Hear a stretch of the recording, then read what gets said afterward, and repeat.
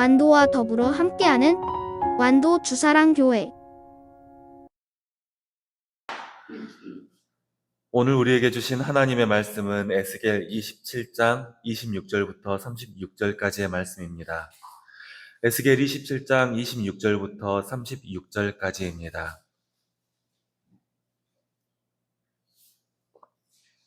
한 절씩 교독하겠습니다. 내 사공이 너를 인도하여 큰 물에 이르게 하며 동풍이 바다 한가운데에서 너를 무찔렀도다.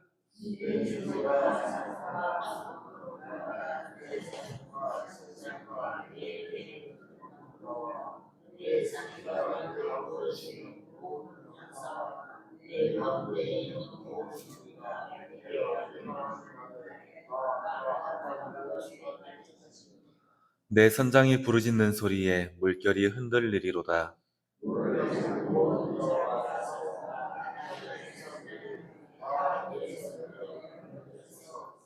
너를 위하여 크게 소리질러 통곡하고 티끌을 머리에 덮었으며 제 가운데에 뒹굴며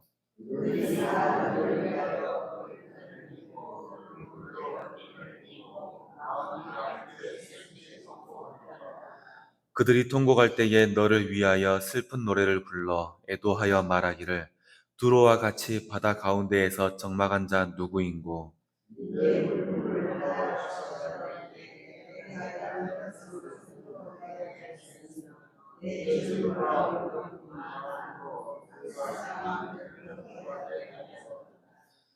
내가 바다 깊은 데에서 파산한 때에 내 무역품과 내 승객이 다 빠졌으며.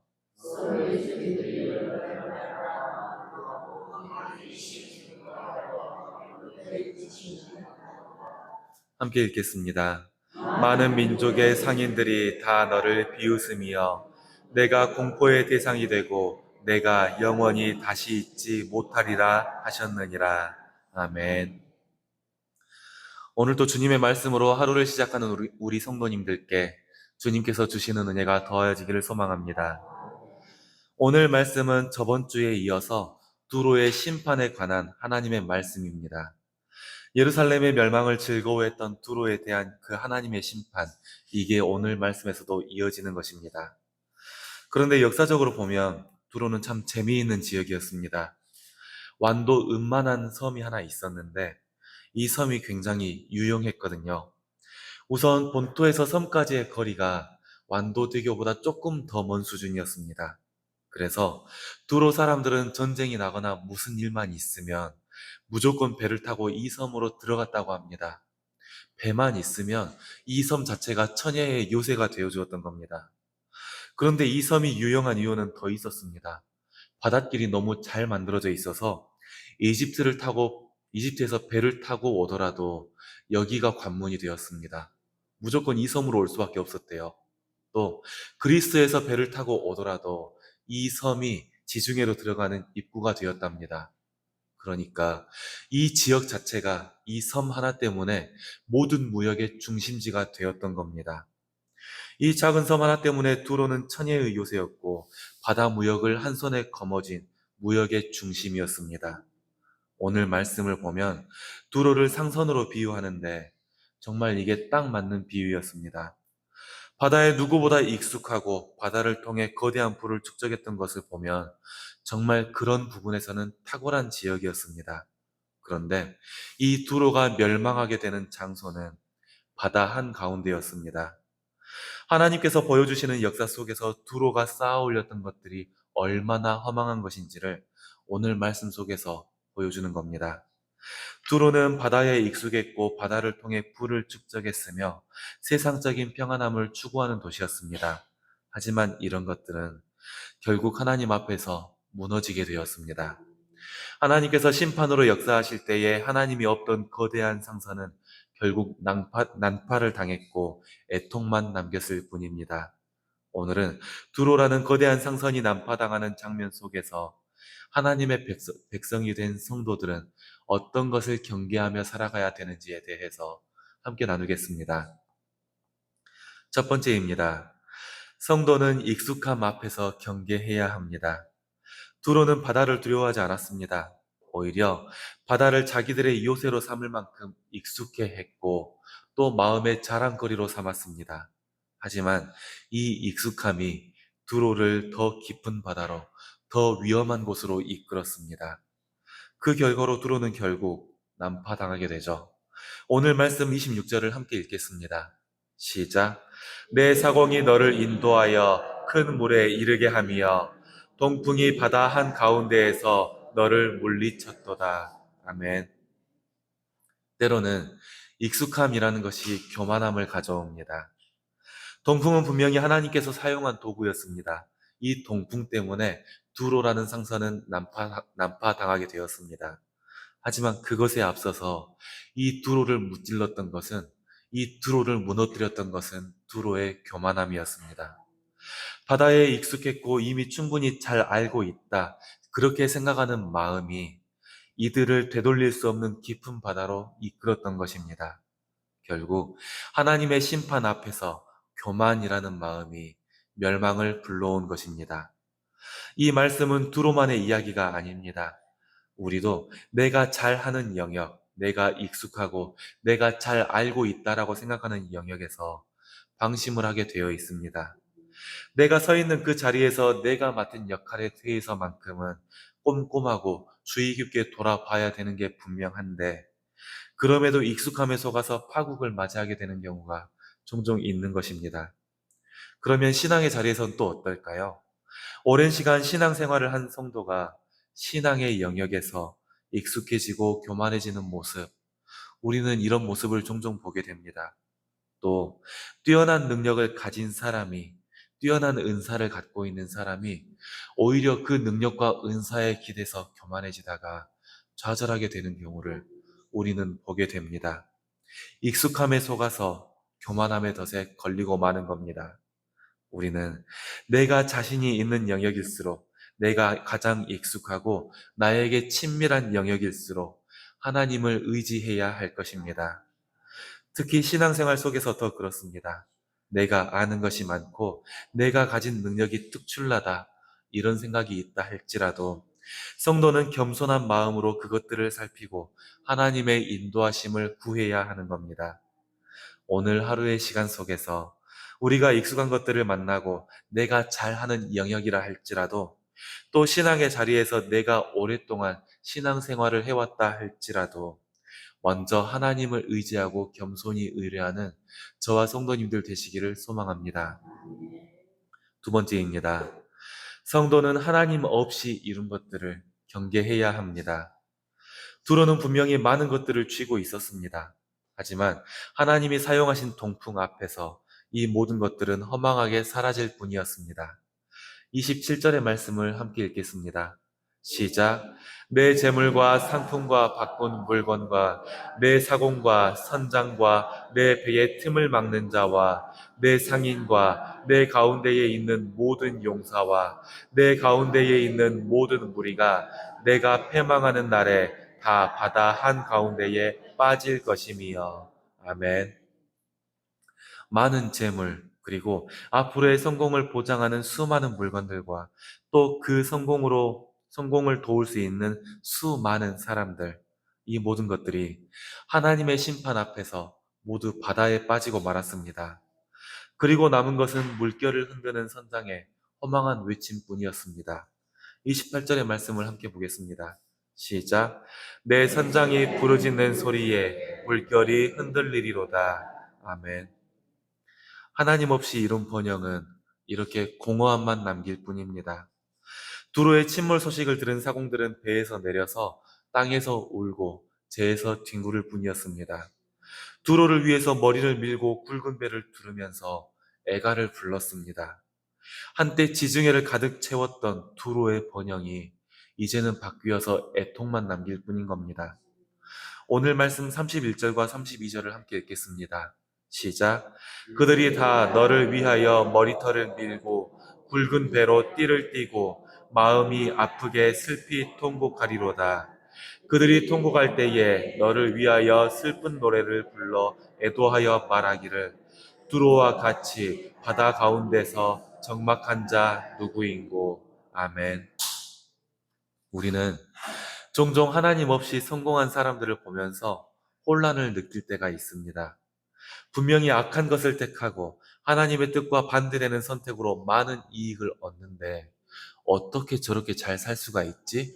이런 고민을 하게 되는 겁니다.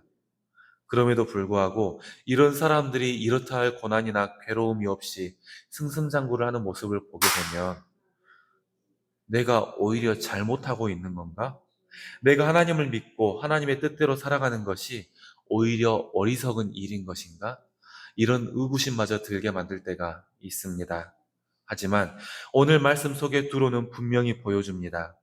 하나님 없이 번영을 이룰 수도 있습니다. 많은 것들을 손에 쥘 수도 있습니다. 하지만 하나님의 역사하심 앞에서 이런 것들은 너무나 쉽게 의미를 잃고 맙니다. 그리고 오히려 높게 쌓아 올린 번영일수록 그 공허함만 더하게 될 뿐이죠. 오늘 말씀 앞에서 성도들은 그 기준을 바로 잡아야 할 것입니다. 두로처럼 세상을 기준으로 화려하게 산다면 결국 그 손에 남는 것은 공허함 뿐입니다. 하나님만 의지하며 하나님 안에서 소망을 찾는다면 성도는 하나님께서 예비하신 구원의 소망을 그 속에 갖게 될 것입니다. 세상의 화려한 성공과 평안 그리고 풍요가 눈앞에서 우리를 혼란스럽게 할지라도 주님 없이 이루어지는 번영을 경계하면서 구원의 소망을 붙드는 저와 성도님들 되시기를 소망합니다. 이제 마지막입니다. 성도는 풍요 뒤에 있는 함정을 경계해야 합니다. 33절의 말씀을 함께 읽겠습니다. 시작. 내 물품을 바다로 실어낼 때에 내가 여러 백성을 풍족하게 하였으며 내 재물과 무역품이 많음으로 세상 왕들을 풍부하게 하였었도다. 아멘. 에스겔은 두로의 번영으로 이익을 얻었던 사람들의 모습을 묘사합니다. 두로가 많은 물품을 바다에서 옮겨냈을 때에 여러 백성이 풍요를 얻었습니다. 많은 재물과 무역풍이 세상 왕들을 풍부하게 만들었고 세상적인 풍요를 가져다 주었습니다. 하나님 없이 이루어진 번영이었고 철저하게 세상적인 만족을 추구하는 물질적인 풍요였습니다. 하지만 두로가 바다에 빠졌을 때에 이것을 본 사람들은 심히 두려움에 빠졌습니다. 34절과 35절을 함께 읽겠습니다. 시작. 내가 바다 깊은 데에서 파선한 때에 내 무역품과 내 승객이 다 빠졌으며 섬의 주민들이 너로 말미암아 놀라고 왕들이 심히 두려워하여 얼굴에 근심이 가득하도다. 아멘. 두로가 무너지자 사람들은 놀랬고 왕들은 두려워서 얼굴에 근심이 가득했답니다.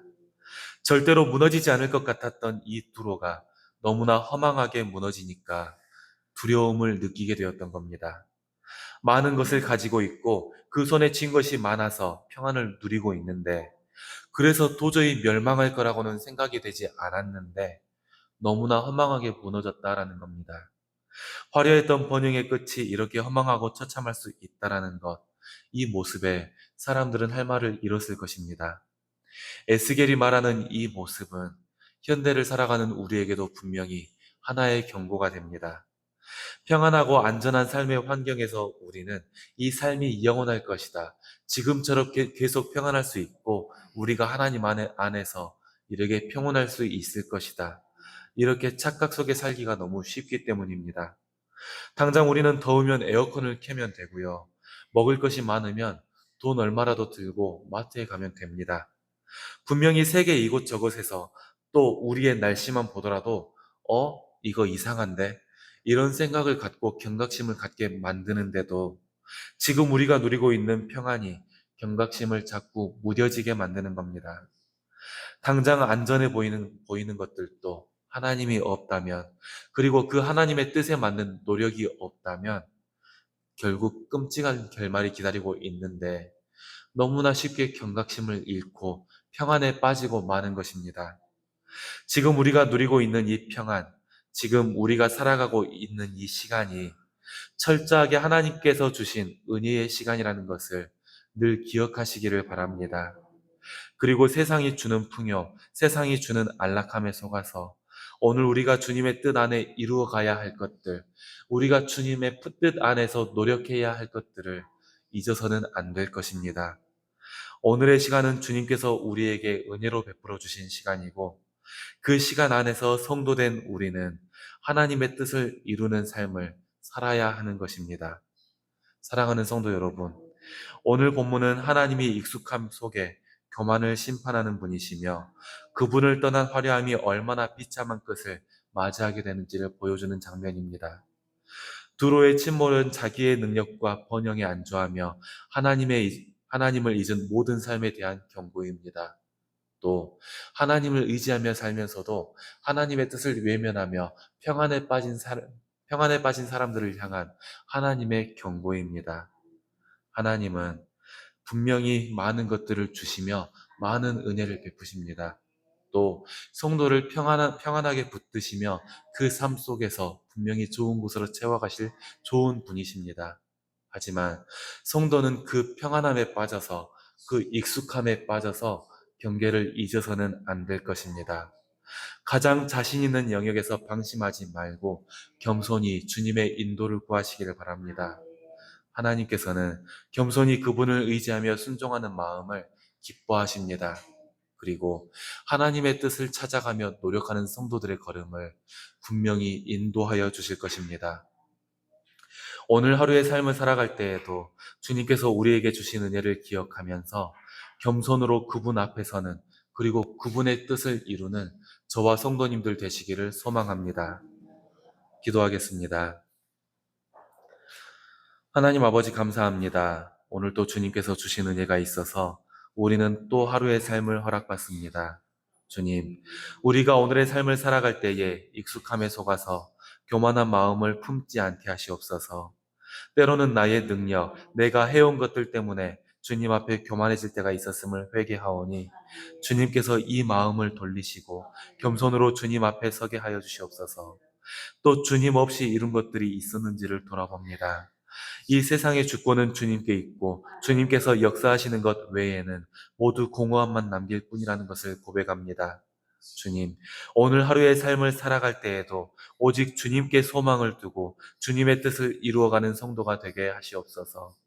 세상의 공허한 것을 따라가는 것이 아니라 주님의 인도하심에 겸손히 따르기를 소망하오니 오직 주님의 손길로 우리의 길을 주관하여 주시옵소서. 육신의 약함으로 괴로워하는 우리의 지체들이 있습니다. 우리의 주님은 자비가 많으신 주님이신 줄을 믿고 의지하오니 주님께서 치유의 능력을 발하여 주시옵소서. 그리고 다시 한번 일으켜서 예배의 자리에 돌아오게 하여 주시옵소서. 마음의 괴로움으로 방황하는 우리의 지체들을 위해 기도합니다.